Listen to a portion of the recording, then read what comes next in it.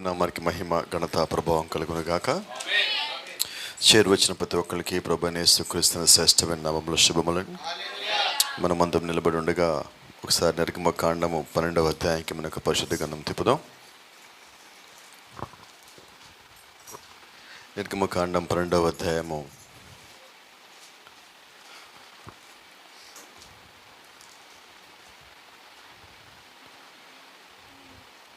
13వ వచనం చదువుకుందాం. 13వ వచనం. మీరున్న ఇండ్ల మీద ఆ రక్తము మీకు గుర్తుగా ఉండును. నేను ఆ రక్తమును చూచి మిమ్మల్ని నశింపు చేయక దాటిపోయేదను. నేను ఐగుప్తు దేశమును పాడు చేయుచుండగా మిమ్ము సంహరించుటకు తెగులు మీ మీదకి రాదు. ఆమేన్. చదవబడిన వాక్యాన్ని ప్రభువైన దేవుడు దీవించి ఆయన మనతో సూటిగా తేటగా స్పష్టంగా ప్రతి ఒక్కరికి అర్థమయ్యే రీతిలో మాట్లాడును గాక. ఆమేన్. God bless you. దయచేసి కూర్చుందాం. అలాగే ఇంకొక లేఖన భాగం ఉంది. ఎఫెసీయులకు రాసిన పత్రిక 1వ అధ్యాయము, book of Ephesians chapter 1 verse 7. ఎఫెసీయులకు రాసిన పత్రిక 1వ అధ్యాయం 7వ వచనం. దేవుని కృప మహిమదైశ్వర్యమును బట్టి మీ ప్రియుని యందు ఆయన రక్తం వలన మనకు విమోచనమును అనగా మన అపరాధములకు క్షమాపణ మనకు కలిగి ఉన్నది. Amen. Praise the Lord. God will send his redemption before the wrath comes. ఆయన ఒక ఉగ్రత మన మీదకి రావటానికన్నా ముందుగానే దేవుడు మన నిమిత్తము విమోచనమును ఏర్పాటు చేస్తున్నాడు. Praise the lord. దేవుడు విమోచన ఎందుకు ఇచ్చాడంటే ఉగ్రతలో మనం పాలి భాగస్తులు కాకుండా. ఉగ్రత ఎప్పుడు ఇచ్చాడంటే, విమోచన ఎప్పుడు ఇచ్చాడంటే ఉగ్రత కన్నా ముందు ఇచ్చాడు. ఆ విమోచన మార్గాన్ని అంగీకరించిన వారికి ఉగ్రత చేరదు. Praise the lord. ఇదే ఇప్పుడు మనం మాట్లాడుకుంటున్నాం. గమనించండి, దేవుడు ఇశ్రాయేలుతో మాట్లాడుటకు ముందు చూచున్నాము, గొర్రెపిల్ల యొక్క రక్తము మీకు గుర్తుగా ఉండును. అదే నాకు లేఖనం చెప్పినది. అక్కడ చెప్పిన మాట చూద్దాం ఒకసారి. నేను మీరున్న ఇండ్ల మీద ఆ రక్తము మీకు గుర్తుగా ఉండును. ఈ రాత్రి అదే మాట్లాడదాం. ఆ రక్తము మీకు గుర్తుగా ఉండును. ఏ రక్తము? ఏ రక్తము? వధించబడిన గొర్రెపిల్ల రక్తము. ఎక్కడుండాలి ఆ గుర్తు? ఇండ్ల మీద ఉండాలి. అది ఏ నిబంధన? పాత నిబంధన. ఇప్పుడు నిబంధనలో రక్తం ఎక్కడ ఉండాలి? ఇది ఇంటి మీద పెడితే సరిపోదు. ఇప్పుడు రక్తం ఇప్పుడు ఎక్కడ ఉండాలంటే అది నీ గుండెల మీద ఉండాలి. It should be on your heart. Amen. అంటే ఇప్పుడు రక్తము బయటకు చూపించొద్దు, రక్తము నీ లోపల చూపించాలి. ఇప్పుడు ఆ రక్తము బయట ఉన్నప్పుడు ఆ ఇంటిని కాపాడింది పాత నిబంధనలో దేవుడు చెప్పిన గుర్తు అది. ఇప్పుడు ఆ గుర్తు ఎక్కడ ఉండాలని చెప్తుందంటే అది నీ మీద ఉండాలి. నువ్వు కాపాడబడ్డావు అన్నానికి గుర్తు ఏంటంటే ఆ రక్తపు గుర్తు నువ్వు కలిగి ఉన్నావు. ఆ ఉగ్రత నీ మీదకి రాకుండా ఉండాలంటే నువ్వేం కలిగి ఉండాలంటే ఆ రక్తపు గుర్తు కలిగి ఉండాలి. ఏంటి ఆ రక్తపు గుర్తు అంటే అది భూసంబంధమైన ఒక గొర్రెపిల్ల రక్తం కాదు, అది ఒక జంతువు రక్తం కాదు. పరలోకము నుండి నీ కొరకు కిందకి దిగి వచ్చిన రక్తపు గుర్తు అయి ఉన్నది. Hallelujah. It's a precious blood. అది ప్రశస్తమైన రక్తము, కల్తీ లేని రక్తము. అది మానవుని రక్తము కాదు, జంతువు రక్తము కాదు. దేవుడు మానవుడిలోకి వచ్చిన తరువాత ఆ మానవుల్లో దేవుని యొక్క రక్త కణాన్ని పెట్టి ఆ రక్త కణాన్ని 30 సంవత్సరములు భూమి మీద ఒక మనిషిలో ఉంచి దాన్ని సిలువ మీద కొట్టించి ఆ రక్తాన్ని భూమి మీద కాల్చినప్పుడు ఆ కాల్చబడిన రక్తము అత్యంత పరిశుద్ధమైన విలువైన రక్తమైనది. ఈరోజు నీవు నేను ఏ రక్తపు గుర్తు కిందకు వచ్చామంటే ప్రభు అయిన యేసుక్రీస్తు అనే పస్కా పశువు వధించబడినప్పుడు ఆ వధించబడిన రక్తపు యొక్క గుర్తుని కలిగి ఉన్నాం ఇప్పుడు మనం. Praise the lord. దేవుని నామానికి మహిమ. గమనించండి, గొర్రెపిల్ల యొక్క రక్తము నాకు గుర్తుగా ఉండను. పాత నిబంధనలు ఆయన చెప్పింది ఆ రక్తపు గుర్తు మీకు ఉండాలన్నాడు. ఇంటి బయట ఉండాలి. ఆ ఇంటి బయట ఏ రక్తము గుర్తు ఉండాలంటే వారు ఒక గొర్రెపిల్లని తెచ్చి వాళ్ళ ఇంట్లో ఉంచి 14 దినములు దాన్ని ఉంచి ఆ తర్వాత దాన్ని వధించి ఆ ఇంట్లో వాళ్ళు దాన్ని తినాలి. ఆ తర్వాత వారు తిన్నాక రక్తాన్ని తీసి బయట నిలువు కమ్మీల మీద పైన అడ్డ కమ్మీ మీద రాసి ఆ ఇంటి గుమ్మము లోపల వీళ్ళు ఉండాలి. ఆమేన్. హల్లెలూయా. చాలా జాగ్రత్త. ఆ రక్తం ఎక్కడ రాయాలి? ముందు తినాలి. ఆ తర్వాత వాళ్ళ ఇంటి గుమ్మం ఉన్నది. ఆ గుమ్మము నిలువు కమ్మి మీద, పై అడ్డ కమ్మి మీద. ఎన్నిసార్లు రాయాలి? ఒక హిస్సోపుని తీసుకోవాలి. తీసుకొని 1, 2, 3 సార్లు రాయాలి. నేను చెప్పనా? తండ్రి, కుమార, పరిశుద్ధాత్మ. నిజమేనా? Yes sir, absolutely. ఎక్కడ రాయాలి? నీ ఇంటి ద్వారపు నిలువు కమ్మీల మీద, అడ్డ కమ్మీ మీద. ఈ 3 నువ్వు రాసినప్పుడు, 3 వైపులా ఈ గుర్తేసినప్పుడు, ఈ ద్వారం ఉంది చూసావా? ఈ ద్వారం పేరు గొర్రెలు పోవు ద్వారము నేనై ఉన్నాను. ఆ ద్వారం పేరు ప్రభువైన యేసుక్రీస్తు. కొత్త నిబంధనలో రాబోయే ఆ గుర్తుని దేవుడు పాత నిబంధనలోనే ముందుగా నీకు తెలియజేస్తున్నాడు. ఉగ్రత నీ మీదకి రాబోతుంది. ఉగ్రత తప్పించుకోవడానికి విమోచన మార్గం ఏంటో దేవుడు నీకు ముందుగా తెలియజేస్తా ఉన్నాడు. హల్లెలూయా. మన దేవుడు ఎటువంటి దేవుడు ఈరోజు మనం కలిగి ఉన్నామంటే, ఉగ్రత వస్తుందని ముందే నిన్ను హెచ్చరిస్తాడు. ఆ ఉగ్రత తప్పించుకోవడానికి మార్గం నీకు తెలియచేస్తాడు. ఆ మార్గంలోకి ఎలా రావాలో చెప్తాడు. వస్తే ఏం చేస్తాడో కూడా ముందుగానే చూపిస్తాడు నీకు ఆయన. హల్లెలూయా. నువ్వు చెయ్యాల్సింది ఏంటంటే, ఆ ఉగ్రత దాటిపోయేదాకా నువ్వు ఆ రక్తపు గుర్తు వెనకాలే ఉండాలి. ఆమేన్. ఈ గడియ వర్తమానం ఏం చెప్తుందో తెలుసా? ఆ ఇంటి బయట నువ్వు రక్తపు గుర్తు రాశావు, మంచిది. నువ్వు ఇంటి బయట వచ్చున్నావు, ఇప్పుడు చచ్చిపోతావు. దేవుడు ఏం చెప్పాడు? రక్తపు గుర్తు వెనకాలే ఉండాలన్నాడు. ఈరోజు నువ్వు క్రైస్తవుడు అయి ఉంటే నువ్వు ఎక్కడ ఉండాలా? వాక్యము లోపల ఉండాలా. నా ఇంట్లో గోడలకి వాక్యం తగిలిస్తా, గోడలకి క్యాలెండర్ పెడతా, గోడల మీద యేసుక్రీస్తు బొమ్మ పెడతా, ఇంట్లో విగ్రహాలు పెట్టుకుంటా, నేను మాత్రం లోకంలో ఉంటా. నడవదండి. You are not a Christian. నువ్వు క్రైస్తవుడు కానే కాదు. ఈరోజు వాక్యం ఎక్కడ ఉండాలంటే నీ గుండెలనే గోడల మీద వేలాడుతూ ఉండాలి. నీ జీవితంలో కనిపిస్తూ ఉండాలి. You are a Christian. Hallelujah. నువ్వేమై ఉన్నావంటే క్రీస్తు యొక్క రక్తపు గుర్తు కలిగిన క్రైస్తవుడు అయి ఉన్నావు. Born again Christian. నువ్వు తిరిగి జన్మించిన క్రైస్తవుడు అయి ఉన్నావు. ఎలా తిరిగి జన్మించాడు? రక్తములో కడగబడి, రక్తములో నీతీకరించబడి, రక్తంలో శుద్ధీకరించబడి. హల్లెలూయా. దేవుని నామానికి మహిమ, ఘనత. ఆయన చెప్పిన గుర్తు ఏంటంటే, నీ ఇంటి బయట నువ్వు ఒక గొర్రె పిల్లని తెచ్చి, అది నీ దగ్గర ఉంచి, నిర్దోషమైన గొర్రెపిల్ల, ఏడాది గొర్రెపిల్ల, దానిలో లోపం ఉండకూడదు, పాపం ఉండకూడదు, వ్యాధి ఉండకూడదు, జబ్బు ఉండకూడదు, గాయం ఉండకూడదు, ఏమీ లేని గొర్రెపిల్లని తెచ్చి మీ ఇంట్లో పెట్టుకోవాలి. దాన్ని వధించాల. ఆ రక్తం బయట పోయాలి. ఆ రక్తం వెనక లీవ్ ఉండాలి. ఆమేన్. Praise the Lord. ఒక భూ సంబంధమే రక్తం యొక్క గొర్రెపిల్ల వెనకాల ఉంటేనే దేవుడు ఒక సంహారపు దూత వచ్చి ఆ ఇంట్లోకి పోవటానికి అనుమతి ఇవ్వకుండా దేవుడు ఆపేశాడు. నిజమేనా? ఎంతమంది సంతోషంగా ఉన్నారు? ఎంతమందికి అర్థమైనది? అర్థమైందా? ఏంటి అర్థం అవ్వాలంటే, ఒక భూ సంబంధమైన గొర్రెపిల్ల రక్తం వెనకాల ఉంటేనే మరణం దాటిపోయినది. నిజమేనా? మరి ఈరోజు మనం ఏ గొర్రెపిల్ల వెనకాల ఉన్నాం?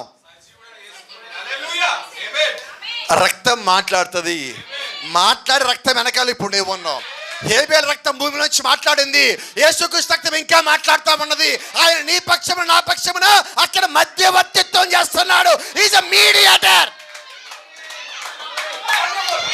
ఆయన చేసే పని ఏంటో తెలుసా? ఇప్పుడు నీ తరపున వాదిస్తున్నాడు. ఆయన నీ తరపున న్యాయవాది అయి ఉన్నాడు. నీ తరపు రక్తం కాచిన వాడై ఉన్నాడు. ఆయన నీ తరపున యాజకుడై ఉన్నాడు. నీ పాపాల నిమిత్తము ఆయన బలై ఉన్నాడు. నీ పాపాల నిమిత్తము ఆయన ప్రాయశ్చిత్తమై ఉన్నాడు. ఆయన నీ తరపున వాదిస్తా ఉన్నాడు. ఇప్పుడు ఆయన ఒక శక్తి కలిగి ఉన్నాడు. ఏంటంటే, నేను రక్తం కాచాలి వీరి కొరకు. I shed my blood for this people. నా రక్తము నేను వీరి కొరకు కాచున్నాను కాబట్టి వీరి మీదకి ఉగ్రత ఆడడానికి వీల్లేదు, వీరి మీదకి తీర్పు రావడానికి వీల్లేదు, వీరు నశించిపోవడానికి వీల్లేదు, వీరు మరణించడానికి వీల్లేదు. ఎందుకంటే నా రక్తపు గుర్తు వీరి మీద ఉంచాను. ఎవరి మీద ఉంచారు? వినపడలేదండి నాకు. కొంచెం గట్టిగా చెప్పగలరా? ఎవరి మీద? ఒప్పుకున్న వారి మీద. ఎవరి మీద వాక్యానుసారంగా జీవించే వారి మీద, ఎవరి మీద దేవుడి పట్ల విశ్వాసం కలిగి ఉన్న వారి మీద, ఎవరి మీద ఆ రక్తం వెనకాల నిలుచున్న వారి మీద. Praise the Lord. ఆమేన్. ఆయన అంటున్నాడు, మీ ఇండ్ల ద్వారపు కమ్మీల మీద ఆ రక్తపు గుర్తుండాలి. Praise the Lord. ఆ ఇంటి బయట నుంచి ఎవరు వెళ్తున్నా వాళ్ళకి రక్తం కనిపిస్తుంది. నిజమేనా? రైట్. ఇప్పుడు మనం బయటికి వెళ్తే నిజం చెప్పు, నిజం చెప్పండి. చూడండి, మెసేజ్లో ఒక మాట ఉన్నది. ఆ రక్తము నీ మీద కనిపిస్తే నువ్వేమంటావండి? నేను క్రైస్తవుని అంటావు. కొన్నిసార్లు మన ఉద్యోగాల్లోకో, చదువుకునేటప్పుడు, కాలేజీల్లోనో, వ్యాపారం చేసేటప్పుడు, ఫ్రెండ్స్ని పరిచయం చేసుకునేటప్పుడు వాళ్ళు క్రైస్తవుడవా అంటే వాళ్ళు ఎక్కడ మనం తక్కువగా చూస్తారనో, దూరం అవుతారనో, కలవరానో, నేను క్రైస్తవుని కాదు అంటాం. ఒక్కసారి నీకు ఆ రక్తం జ్ఞాపకం రావాలి. అప్పుడు ఏమని? కొద్దిసేపు పరిచయం కోసం, ఒక ఫోన్ నెంబర్ కోసం, ఒక వాట్సాప్ కాల్ కోసం, ఒక చిన్న పని రావటం కోసం, కొద్దిగా డబ్బు సంపాదించడం కోసం నువ్వు ఎప్పుడైతే నేను క్రైస్తవుని కాదని చెప్పావో నీ మీద రక్తం పని చేయదు అంటున్నాడు.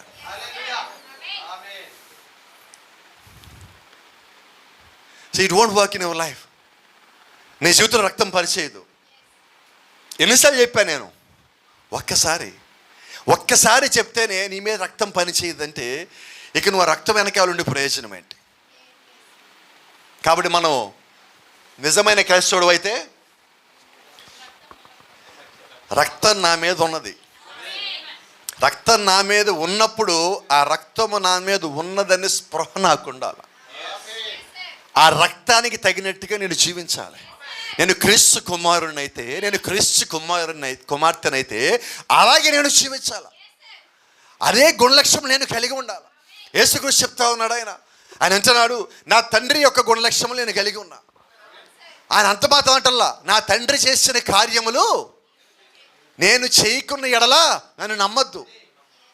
నా తండ్రి చేసిన కార్యములు నేను చేసిన ఎడల నన్ను బట్టి కాదు, ఆ కార్యములు బట్టి నన్ను నమ్మండి. అంటే ఈరోజు నిన్ను దేవుని కుమారుడు కుమార్తె అని ఎలాగ నమ్మాలంటే నీ తండ్రి క్రియలు నీ లోపల కనిపించాలా, నీ తండ్రి యొక్క లక్ష్యములు నీ లోపల కనిపించాలా. ఎప్పుడు కనిపిస్తాయి అంటే ఆ రక్తము నీ మీద ఉన్నప్పుడు, ఆ రక్తము యొక్క శక్తి నీ మీద ఉన్నప్పుడు, ఆ రక్తం యొక్క ప్రభావం నీ మీద ఉన్నప్పుడు, ఆ రక్తం నీలో పనిచేస్తా ఉన్నప్పుడు, ఆ రక్తపు గుర్తు నీ మీద ఉన్నప్పుడు ఆ రక్తము చెప్పే ప్రతి పని నువ్వు చేస్తావు. హల్లెలూయా. ఆమేన్. సీ, ఇశ్రాయేలు కొరకు గొర్రెపిల్ల వధింపబడెను. ఎవరి కొరకు అండి? ఇశ్రాయేలు కొరకు. అది యెహోవా కోరిన గుర్తు. See, God wanted the token. ఆ గుర్తు కోరింది ఎవరు? ప్రతి ఇంటి మీద రక్తపు గుర్తు ఉండాలి అని చెప్పింది దేవుడు. ఆ రక్తపు గుర్తు ఉంటే నేను ఏమీ చేయనని చెప్పింది దేవుడు. కాబట్టి ఇప్పుడు దేవుడు చెప్పిందే దేవుడు చేస్తాడు. అవునా? ఓ చిన్న ప్రశ్న అడుగుతాను, కోపడు మాకండి ఎవరు నా మీద ఈ రాత్రి. దేవుడు లూథరన్ చర్చిలో బోధించే దాని ప్రకారంగా మనకు తీర్పు తీరుస్తాడా? బాప్టిస్ట్ చర్చిలో బోధించే దాని ప్రకారంగా తీర్పు తీరుస్తాడా? పెంతెకోస్తు చర్చిలో బోధించే దాని ప్రకారంగా తీర్పు తీరుస్తాడా? ఆర్సిఎం చర్చి బోధించే దాని ప్రకారంగా తీర్పు తీరుస్తాడా? దేని ప్రకారంగా తీర్పు తీరుస్తాడు? ఆయన ఏం చెప్పాడో దాని ప్రకారంగా తీర్పు తీరుస్తాడు. అవునా?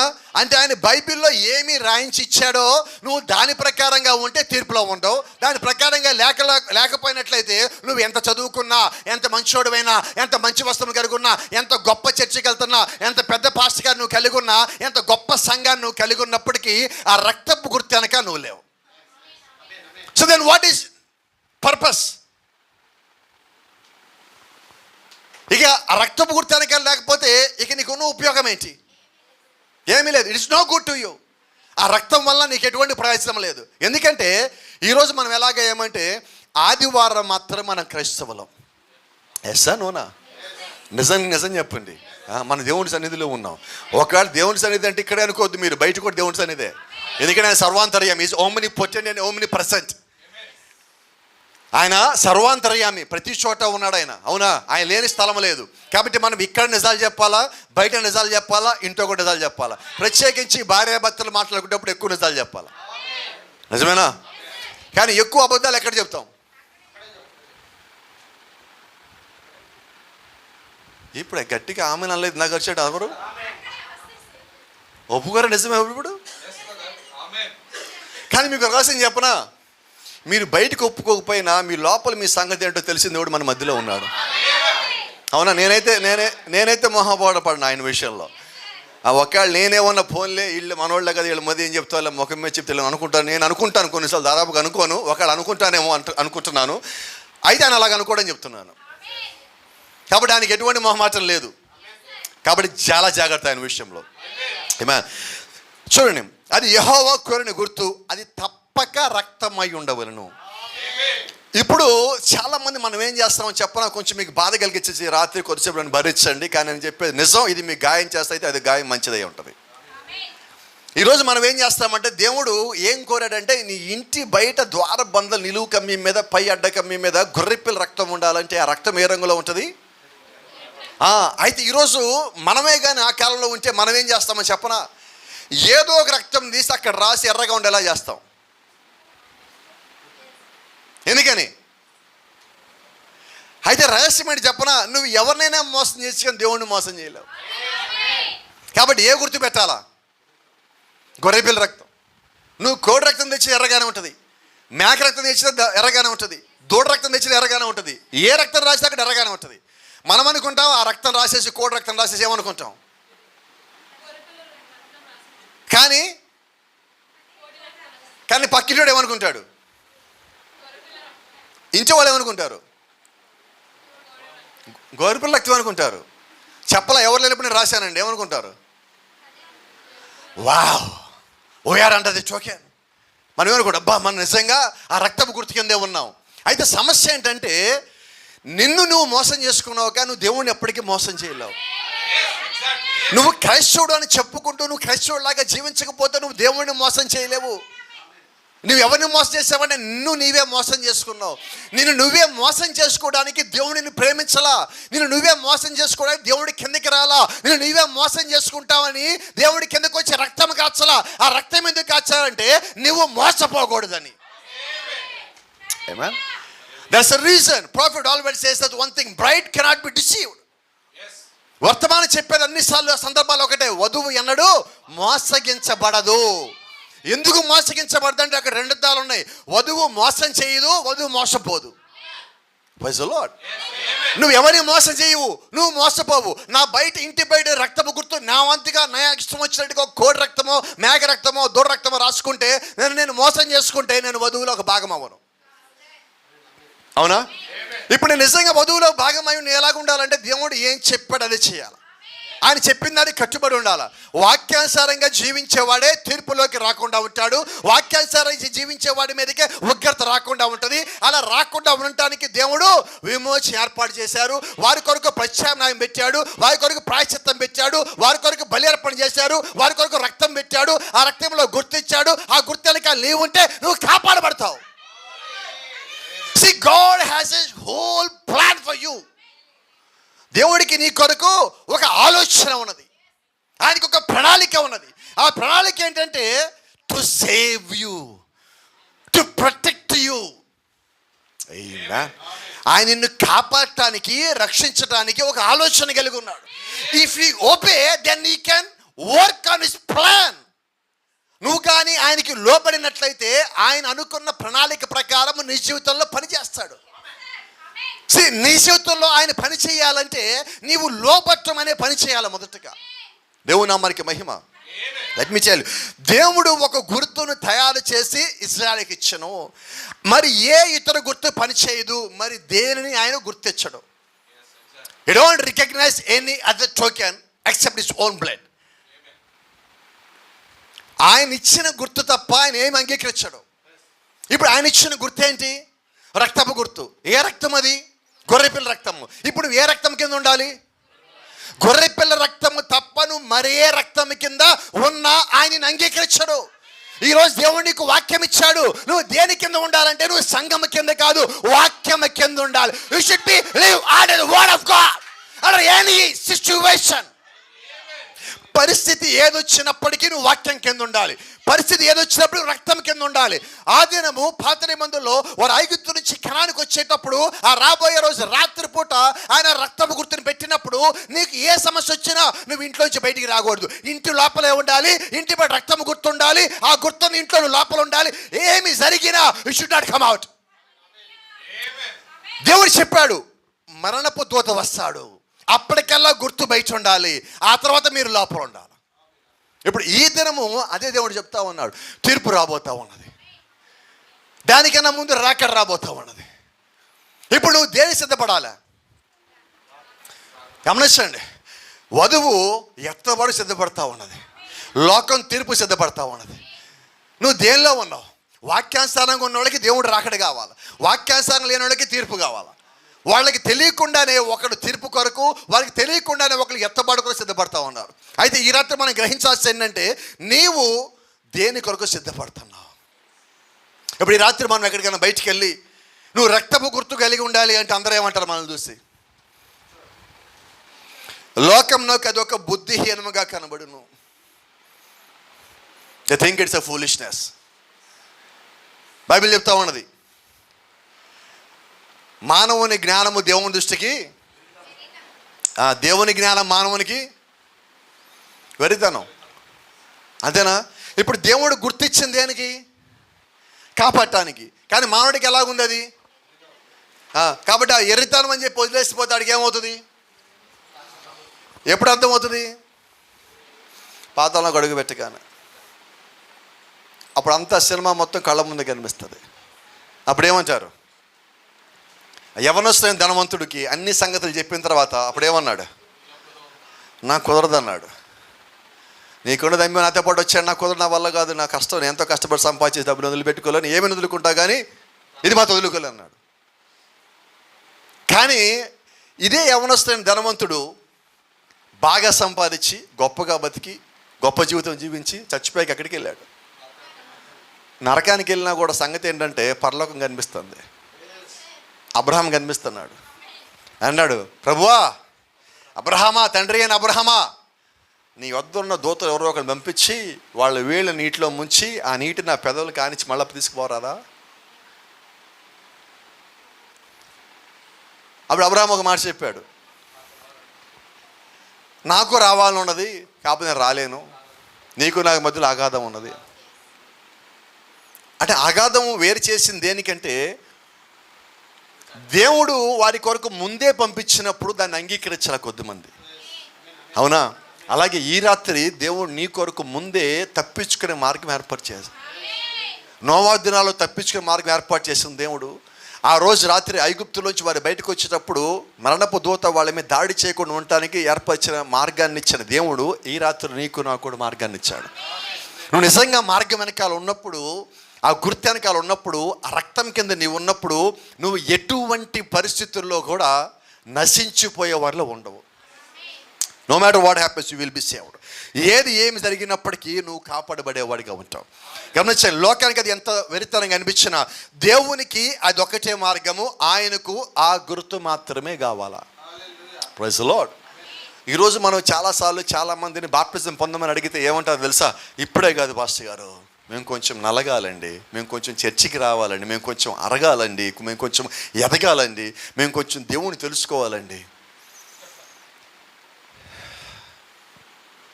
మిగతా అన్నీ తెలుసుకుంటాం మనం, కానీ దేవుడి గురించి మాత్రం తెలుసుకోవడానికి ఆలస్యం చేస్తాం. అంతేనా? కానీ దేవుడు ఏమన్నాడంటే నువ్వు లోకం కన్నా ముందు ఆయన గురించి ఎరగాలంటున్నాడు. అవునా?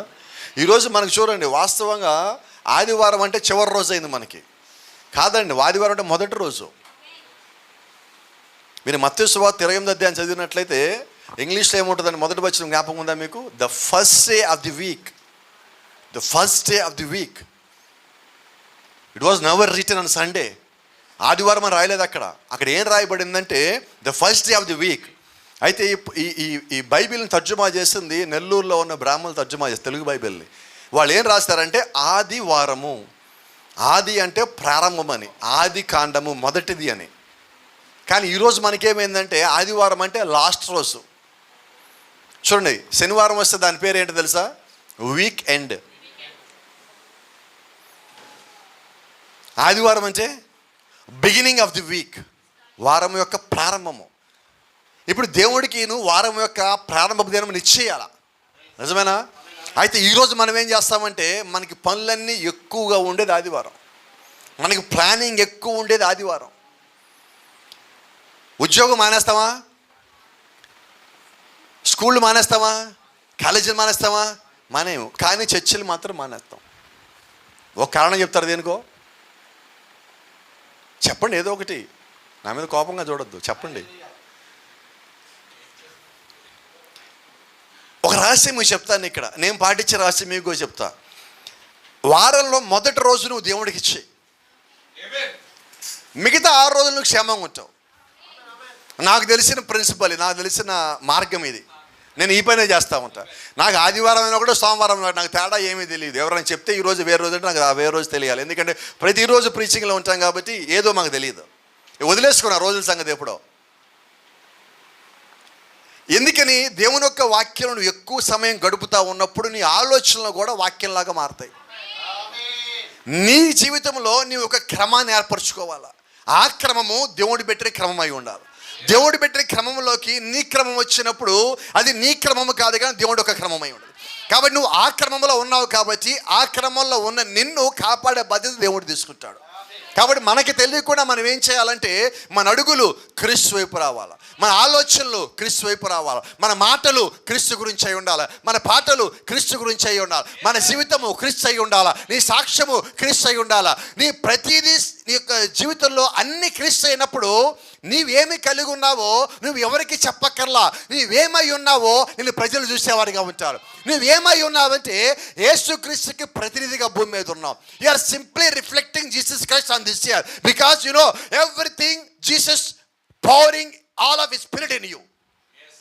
క్రీస్తు కలిగిన సమస్తాన్ని, ఆయన యొక్క ఆత్మను యేసు లోపల కుమ్మరించున్నాడు.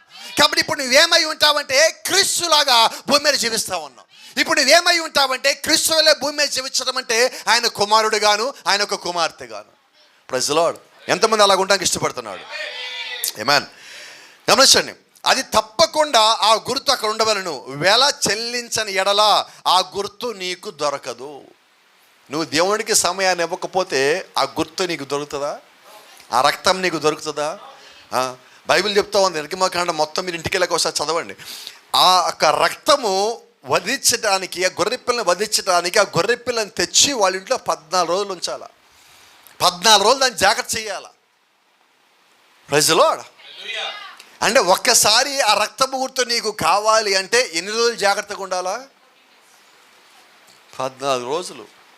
అంటే ఒక మాట మాట్లాడుకుందాం, ఆదివారం మన చర్చికి రావాలంటే ముందు ఎన్ని రోజులు జాగ్రత్తగా ఉండాలా? 14 రోజులు. మరి 7 రోజులకే వారం వచ్చేస్తుంది కదా. దాని అర్థం ఏంటి? ప్రతిరోజు ఉండటమే, అంతే కదా. అపోస్తలుడు పౌలు ఏం చెప్తున్నాడు? ప్రభురాత్రి భోజనానికి వచ్చినప్పుడు మిమ్మల్ని మీరే పరీక్షించుకుని ఎడల తీర్పు పొందకపోదురు. రైట్. ఇప్పుడు మనల్ని తీర్పు ఎవరు తీర్చాలి? మనకు మనమే. అయితే మన సమస్య ఏంటి చెప్పనా? ఇప్పుడు మీకు ఇక్కడ ఉన్న వాళ్ళందరికీ కూడా ఒక ఎగ్జామ్ పెడితే ఒక 10 క్వశ్చన్లు ఇచ్చా, ఆన్సర్లు రాయమన్నా, మీరు అందరూ ఆన్సర్లు రాశారు. ఇప్పుడు ఆ పేపర్లు ఏం దిద్దకుండా మిమ్మల్ని మీరు దిద్దుకొని మార్కులు వేసుకోమన్నా, మీలో ఫెయిల్ అయ్యేవారు ఎవరెవరు? మరి ఇప్పుడు పౌలు గారు ఏమంటున్నాడు? మీకు మీరే ఎగ్జామ్ పెట్టుకోండి, మీకు మీరే మార్కులు వేసుకోండి అన్నాడు. ఫెయిల్ అవుతామా, పాస్ అవుతామా? నిజం చెప్పండి. వాక్యానుసారంగా ఉన్నోడైతే యథార్థంగా మార్కులు వేసుకుంటాడు. కానీ మనకు అలవాటు ఏంటి? ఒకసారి ఒక పిల్లడు నాన్న తిడుతున్నాడు, అసలు బుద్ధి ఉందా లేదా నీకు? నువ్వు చదవు, అలా చేసావు, ఎలా చేసావు, ఫెయిల్ అయ్యావు. ఇప్పుడు చూడు ఏమైందంటే, నన్ను మాత్రం తిట్టమాక అన్నాడు. ఎందుకు తిట్టకూడదు? నువ్వు ఫెయిల్ అయ్యావు కాదు, నా పక్కన తప్పితే నన్ను చేయమొచ్చావు అన్నాడు. అదేంటిది? వాడు ఫెయిల్ అయితే నీకేంటి సమస్య? నేను వాడి దండకు రాసా, మరి వాడిననేమోనంటే. కానీ దేవుడి దగ్గరికి వచ్చేసరికి పక్కనోడి జీవితం నీకు సంబంధం లేదు. నీ ఇంట్లో వాళ్ళు ఎలా జీవించారు నీకు సంబంధం లేదు. నీవు ఎలా జీవిస్తున్నావు అదే దేవుడికి కావాలా. ప్రభురాత్రి భోజనానికి వచ్చాక వాళ్ళు ఎలాగున్నారు, వీళ్ళు ఎలాగున్నారు, నీకు సంబంధం లేదు. నేను ఎలాగున్నాను ప్రభువా, నా జీవితం ఎలాగుంది ప్రభువా, నా హృదయం ఎలాగుంది ప్రభువా, నా ఆలోచన ఎలాగున్నాయి ప్రభువా, నేను బయట ఎలా జీవిస్తాను ప్రభువా, నేను వాక్యాస్థానికి ఉన్నానా లేదా ప్రభువా అని నాకు దేవుడికి మాత్రమే సంబంధం అయి ఉన్నది. కాబట్టి I should examine my self with the word of God, not with any other people in the church. సంఘంలో ఉన్న ఏ ఒక్క ఇతర విశ్వాసతో కాదు, కానీ వాక్యంతో నన్ను నేను పరిశీలన చేసుకోవాలి. That's what Saint Paul spoke about. అపొస్తలుడైన పౌలు చెప్పింది దాని గురించి. కాబట్టి ఈ రాత్రి మనం ప్రభురాత్రి భోజనానికి వచ్చిన వారం అయితే మన గురించి ఎవరు పరిశీలన చేయాలా? నేను పరిశీలన చేయాలి. ఎలా పరిశీలన చేసుకోవాలా? వాక్యాన్ని పక్కన పెట్టి వాక్యంతో పోల్చుకోవాలి. ఈరోజు వాక్యం అంటే ఏదో కాదు, దేవుడు నీకు ఇచ్చిన రక్తపు గుర్తు అయి ఉన్నది. చూడండి, దేవుడు తన యొక్క రక్తము కాల్చిన తర్వాత ఈ యొక్క వాక్యం మనకిచ్చాడు. ఈ వాక్యాన్ని మాత్రం ఇవ్వాల దేవుడు. ఆయనలో ఉన్న ఆత్మను కూడా మేడగదిలో ఇలాంటి చోటే 120 మంది ఉండగా వారి మధ్య ఆయన కొమ్మరించి ఆయన యొక్క ఆత్మను మనకిచ్చున్నాడు. ఆమేన్. చూడండి, రక్తపు గుర్తు మనం ఇప్పుడు కలిగి ఉన్నాం, పరిశుద్ధాత్మను మనం కలిగి ఉన్నాం. ఈ కాలం వర్తమానం అంటుంది ఆ రక్తపు గుర్తు ఈ గడి ఏదో కాదు కానీ పరిశుద్ధాత్ముడై ఉన్నాడు. Now you need to receive the Holy Spirit. You know why? Because you need a token of the Holy Spirit. ఈ దినమును ఒక గుర్తుని కలిగి ఉండాలి. ఆ గుర్తు పరిశుద్ధాత్మ ఉన్నది. ఆ కారణం చేత ఈ గడియ నువ్వు పరిశుద్ధాత్మ తప్పక పొందవలసి ఉన్నావు. అవునా? రైట్. ఇప్పుడు రక్తపు గుర్తు అంటే ఏంటి? పరిశుద్ధాత్మ. ఇప్పుడు ఇంటి మీద రక్తపు గుర్తు ఉంటుందా? నీ మీద ఉండాలా? ఇంటి మీద పరిశుద్ధాత్మలు ఉండరు. ఇంటి మీద స్టార్లు ఉంటాయి, అంతేగాని ఇంటి లోపల ఉండేది, నీ లోపల ఉండేది పరిశుద్ధాత్మ. ఇప్పుడు రక్తపు గుర్తు ఏమై ఉన్నది ఈ కాలానికి? పరిశుద్ధాత్మ ఉన్నది. కాబట్టి ఇప్పుడు రక్తపు గుర్తు ఎక్కడ ఉండాలి? నాలో ఉండాలి. అంటే ఇప్పుడు నేనేం కలిగి ఉండాలి? రైట్. ఇప్పుడు పరిశుద్ధాత్మ గారిని కలిగి ఉంటే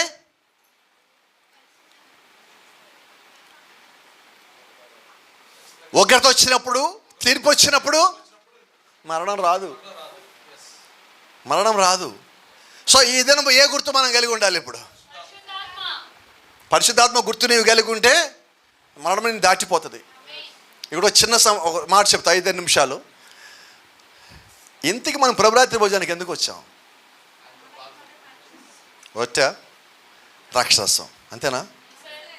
గుంటూరు నుంచి పాలు గారు వస్తారు, కాసేపు వాక్యం ఉంటుంది, అంతేనా కదా? నిజం చెప్దాం, నిజానికి నిజం. చూడండి, కొత్త నిబంధన దాని పేరు ప్రభురాత్రి భోజనం, పాత నిబంధన దాని పేరు పస్కా బలి, పాస్ ఓవర్. ఏంటి పాస్ ఓవర్ అంటే? మరణము దాటిపోవుట. అంటే ఈ రాత్రి మనం ఎక్కడికి వచ్చాం? మరణం నుంచి బయట దాటిపోవటానికి దేవుడు చేసిన ఏర్పాటు కిందకు వచ్చాం. అంటే ఇప్పుడు ప్రభురాత్రి భోజనానికి వచ్చేటప్పుడు మనం ఎంత యథార్థంగా ఉండాలి? మనం యథార్థంగా ఉంటే మరణము దాటిపోవాలా. అటువంటి కృప దేవుడు మనకిచ్చాడు. అంటే ఎంత మనం యథార్థంగా ఉండాలో దేవుడు ఆయన యొక్క సత్యవాక్యం నుంచి మనతో మాట్లాడుతూ ఉన్నాడు. కాబట్టి ఈరోజు మనం వచ్చండి, నీవు ఉచితంగా పైనుంచి అర్హతను ఆ గుర్తును బట్టి పొందగలవు. దేవుడిచ్చే రక్తపు గుర్తు వెనకాల నీవు ఉన్నప్పుడు నీవు మళ్ళా ప్రత్యేకంగా వెల చెల్లించక్కర్లా. ఆ కారణం చేత ఈరోజు మనం చర్చికి వచ్చేటప్పుడు గొర్రె పిల్లని ఇక్కడ తీసుకురాట్ల బలి ఇవ్వమని, దూడని ఇక్కడ దేటల్లో బలి ఇవ్వమని, మేకని ఇక్కడ దేటలో బలి ఇవ్వమని, పౌరాలు ఇక్కడ తీసుకురాట్ల బలి ఇవ్వమని. ఎందుకంటే బలి ఆల్రెడీ సిలువలో అర్పించబడింది. ఆ రక్తపు గుర్తు నీవు కలిగి ఉన్నప్పుడు మళ్ళా బలి ఇవ్వక్కర్లా.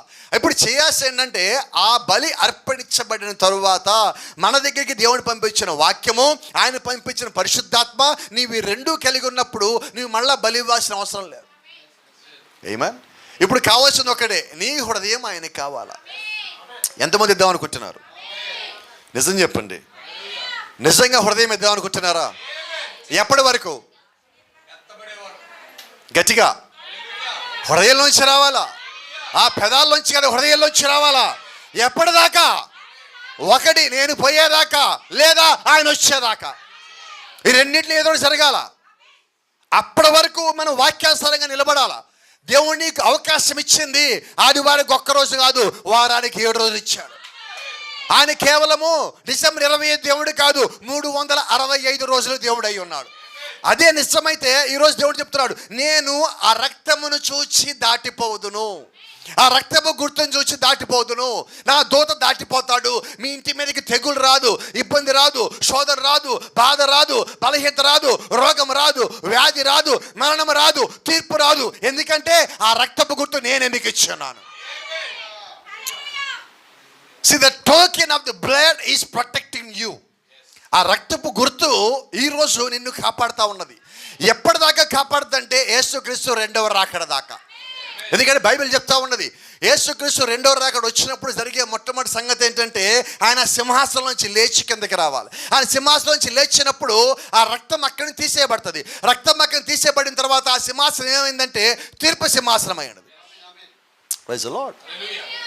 అంతకుముందు రక్తం ఉన్నప్పుడు ఆ సింహాసనం పేరు కృపా సింహాసనం, మర్సీ థ్రోన్. కృపా సింహాసనం అయింది. ఆయన సింహాసనం నుంచి బయటికి రాగానే ఆ రక్తం తీసేయబడగానే తీర్పు సింహాసనంగా మారినది.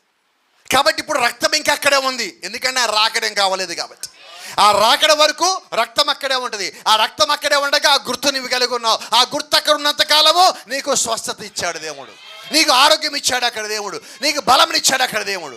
Praise the lord. కారణం ఏంటంటే ఆ రక్తము ఇంకా మన మధ్యలో పనిచేస్తున్నది, మన ఇంట్లో పనిచేస్తుంది, మన ఒంట్లో పనిచేస్తున్నది. కారణం ఏంటో తెలుసా? ఆ రక్తం ఇంకా మాట్లాడుతుంది, ఆ రక్తం ఇంకా శక్తి ఉన్నది, ఆ గుర్తు ఇంకా పనిచేస్తుంది. నువ్వు ఆ గుర్తు కింద ఉన్నావు కాబట్టి దేవుడు నిన్ను కాపాడే బాధ్యత తీసుకున్నాడు. ఆమేన్. Praise the lord.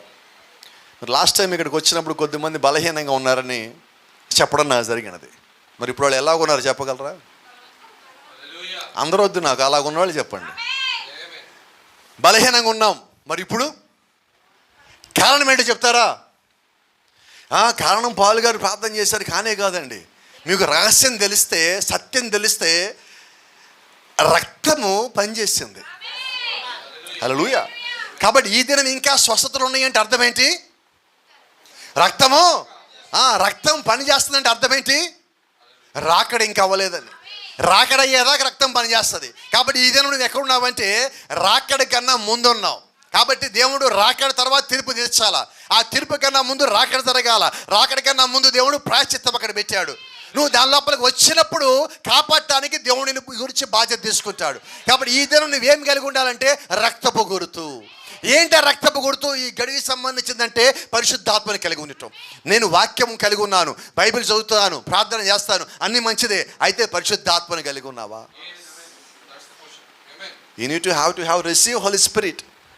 నువ్వు తప్పనిసరిగా పరిశుద్ధాత్మను పొందవలసి ఉన్నావు. ఎందుకంటే ఆయన దానిని మాత్రమే గుర్తించను, దాని స్థానంలో మరేది అక్కడ ఉన్నా ఆయన దానిని గుర్తించడు. యేసుక్రీస్తు రెండో రాకడ వచ్చే సమయానికి ఏదన్నా కలిగి ఉండాలంటే మనం ఒక్కటే చెప్పగలరా? ఏంటో అది? గట్టిగా చెప్పండి అమ్మా. ఏదో బలహీనంగా చెప్తున్నారు. ప్రయాణం చేసి వచ్చేది నేనా మీరా? ఎక్కడైనా కాఫీ తాగడానికి ఎక్కడన్నా ఆగితే మళ్ళీ మీకు ఆలస్యం అవుద్దని కాఫీ కూడా తాగకుండా గుంటూరు నుంచి ఇక్కడ దాకా, ఏలూరు నుంచి ఇక్కడ దాకా వచ్చాను వితౌట్ ఎనీ స్టాప్. ఎవరు అలసిపోవాలి? అలసిపోతే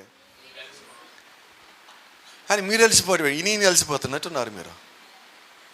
మీకు అప్పటికి నా మెసేజ్లు ఫాస్ట్ ఫార్వర్డ్లో ఉంటాయి, స్లోగా కూడా ఉంటాం. మీరు కుదుర్చుకోవడానికి, నిద్రపోవడానికి అవకాశం కూడా ఇవ్వను.